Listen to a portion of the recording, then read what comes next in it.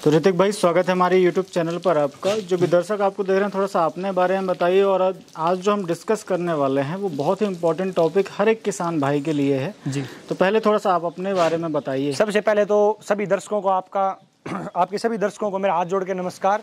और आपको भाई साहब बिल्कुल आपका स्वागत है अपने फार्म पे। मेरा नाम ऋतिक सहरावत गोट फार्म से, गांव चिल्लावास, डिस्ट्रिक्ट महेंद्रगढ़, हरियाणा का रहने वाला हूं भाई मैं। जी भाई साहब। तो आज जैसे हम डिस्कस कर रहे थे ऑफ कैमरा, जी भाई, इसी के ऊपर मेरे को ख्याल आया कि नहीं यार, एक वीडियो करना चाहिए जी। अमूमन हम जब बात करते हैं तो सभी के पास उस क्वालिटी की बकरियां मिलती नहीं जी। कहीं ना कहीं कोई ना कोई भाई रेवड़ रख रहा है तो कोई कमी आ ही जाती है, कमी रहती है जी। तो अगर हमें उसे सुधारना हो जी भाई साहब, खास करके हम बकरियों की हाइट की बात करें, मिल्किंग कैपेसिटी की बात करें या बच्चा देने की क्षमता बढ़ाने की बात करें, तो आपका क्या इसमें पॉइंट ऑफ व्यू है, मुझे ये थोड़ा सा बताइए। और जो नॉर्मल किसान है वो कैसे सुधार सकते हैं ये भी थोड़ा सा बताइए। देखो भाई साहब, सबसे पहली बात, ये जो 3 चीज हैं, बकरी की हाइट, बकरी की मिल्किंग कैपेसिटी और बकरी के बच्चे देने की क्षमता यानी प्रोडक्शन, ये तीनों सवालों का एक ही जवाब है, इनब्रीडिंग।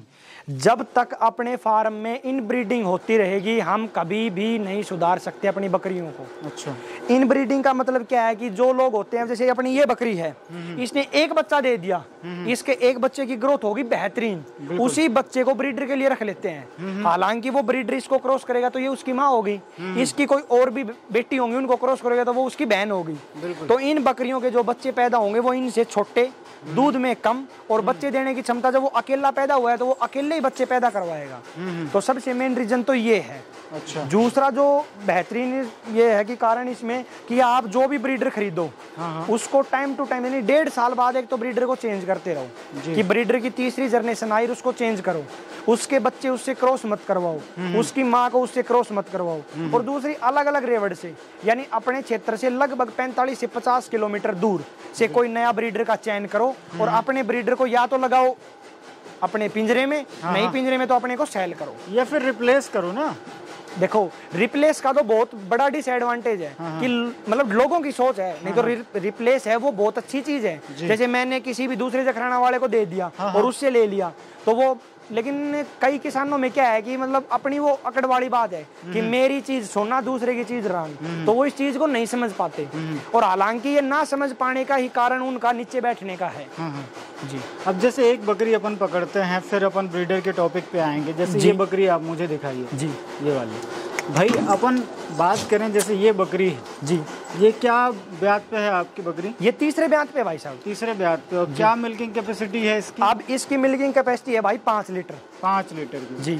अब भाई अगर हमें इसे अपग्रेड करना होगा जी, तो अब हमें स्वाभाविक सी बात है कि ब्रीडर बदलना पड़ेगा। देखो भाई, क्योंकि इसमें कैपेसिटी तो है जी भाई, जखराना ब्रीड में कैपेसिटी तो है 5 से 7 लीटर तक की, हमने देखी भी है जी, 8 लीटर तक की भी है। और अगर इसे हमें बढ़ाना हो तो और अच्छे लेवल पे ले जा सकते हैं, तो क्या क्या किया जा सकता है? देखो, सबसे पहला तो अब हम इसके ऊपर जो ब्रीडर लगाएंगे उस ब्रीडर की हमें माँ और बाप दोनों का रिजल्ट पता होना चाहिए कि वो कौन से ब्रीडर का बच्चा है, कौन उसकी मदर है। वो जब ब्रीडर इसके ऊपर लगेगा, जब ये एक फीमेल को जन्म देगी, वो फीमेल लगभग इससे 21 क्वालिटी में आएगी, इससे बेहतर। और जब वो फीमेल क्रॉसिंग के टाइम आएगी ना, तो उसको एक और अलग ब्रीडर से आप क्रॉस करवाओ, तो जो तीसरी जो पीढ़ी आएगी उसके अंदर लगभग, ज्यादा तो नहीं, हम इसके अंदर 700 से 750 ग्राम का इंक्रीज कर सकते हैं जी।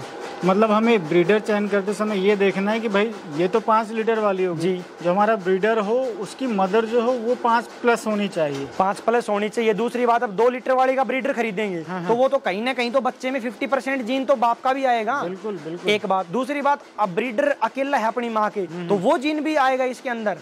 यही बात बच्चा देने वाले में भी बात करते हैं कि भाई जिस बकरी ने कभी 3 बच्चे दिए ही नहीं जी, अब उसका बच्चा अगर लाकर हम अपने अब जो 3 बच्चे देने वाली बकरी पे लगाएंगे तो वो बच्चे घटेंगे ना कि बढ़ेंगे। बिल्कुल सही बात है, घटेंगे वो। तो ये हमें ध्यान देना है कि हम जो ब्रीडर सेलेक्ट कर रहे हैं उसमें मिल्किंग कैपेसिटी उसकी मदर की भी देखनी है और साथ में उसके फादर की भी देखनी है कि वो किससे बना था, कौन सी लाइन से आया था, कौन सी लाइन से आया था, उसके फादर का बैकग्राउंड क्या था जी। चलिए अपन बकरा भी अपन देखते हैं और उसके फीचर्स को जानते हैं और जो सवाल हैं ब्रीडर से संबंधित वो पूछते हैं जी। तो भाई ये जो है अपने पास पे, ये पहले तो बताइए कितने दांत पे है, क्या उम्र होगी? ये देखो, फिलहाल अपने पास 4 दांत का बच्चा है जी। अच्छा, हाँ जी, ये बिल्कुल अब फ्रेश 4 दांत की है। इसने घुमाइए, है ना।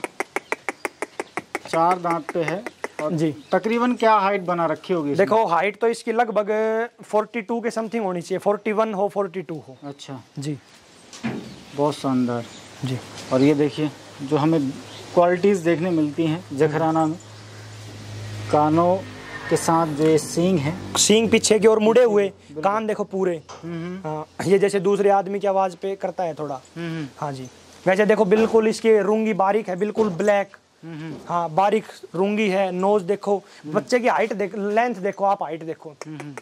हाँ,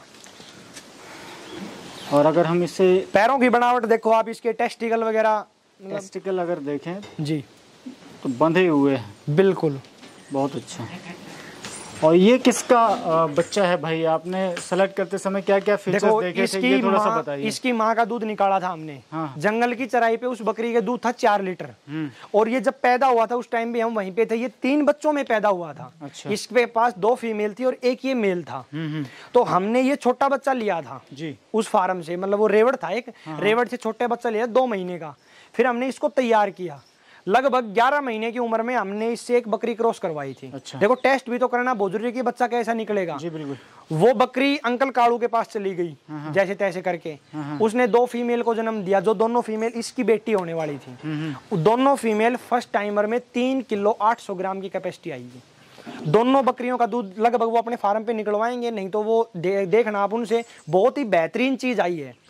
फिर हमने एक अलग रेवड़ में इसको भेज दिया था कि भाई तुम ब्रीडिंग ले लो। अब इसका रिजल्ट आ गया तो इसको हम तुरंत वापस ले आए कि अब अपनी बकरियों के ऊपर हम बिल्कुल 100% कह सकते हैं श्योरिटी से कि इसके जो बच्चे आएंगे ना वो दुधारू plus height, length, colour marking, nose, मतलब सींग, हर चीज से वो बिल्कुल बेहतरीन आएंगे।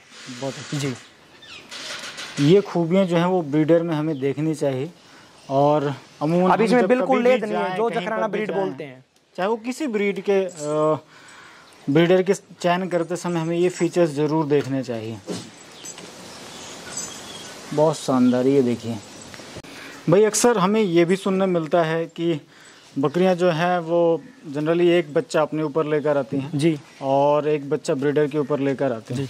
आपके यहाँ पर तो मल्टी किडिंग होती है, 3-3 4-4 बच्चे आते हैं, तो फिर उसके ऊपर का लॉजिक क्या रहता है और आमूम जो हमारे नॉर्मल किसान है वो कैसे समझे इस बात को? देखो सबसे पहली बात तो ये है भाई साहब हरीश की, जो हम ब्रीडर लेते हैं, हाँ। कई बार ब्रीडर बहुत ही बेहतरीन लाइन से चला रहा है भाई, जिनका मतलब पीछे का रिकॉर्ड 3-3.5 लीटर से बढ़ता 5 तक आ गया, तो उस ब्रीडर में मतलब सुधार होता हुआ आ रहा है। अगर उसको हम बकरी पे लगाएंगे तो बकरी कंप्लीट ब्रीडर पे बच्चे निकाल देगी। अच्छा। मतलब ये डीएनए का लफड़ा है इसमें।